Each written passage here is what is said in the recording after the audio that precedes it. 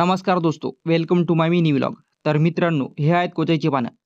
4-5 दिन से मैं देख रहा था कि कोई ये पत्ते तोड़ नहीं रहा था। तब मैंने सोचा क्यों ना इनसे कुछ बनाया जाए। तेव्हा माझ्या दिमागात 4-5 आयडिया आल्या की यांच्यापासून काय काय बनवू शकतो म्हणून। और इन 4-5 आइडिया के बारे में मैंने अपने आई को बताया। तब आई जोर से चिल्लाकर बोली, "बकऱ्या, तेल किती महाग झाला आहे.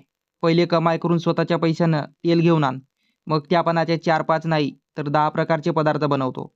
आई का इतना सारा भाषण सुनने के बाद मैंने अपना खुरापाती दिमाग चलाया और आई को कसा बसा तरी मना लिया। और थोड़ा सोच विचार करने के बाद आई मान भी गई।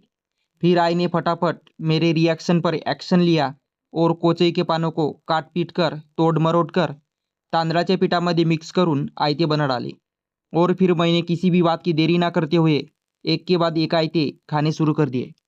आयते खाने के बाद दिल से सिर्फ एक ही आवाज़ निकली, एकदम कडक। तो आज के लिए इतना ही दोस्तों, आपण भेटू पुढच्या व्लॉगमध्ये।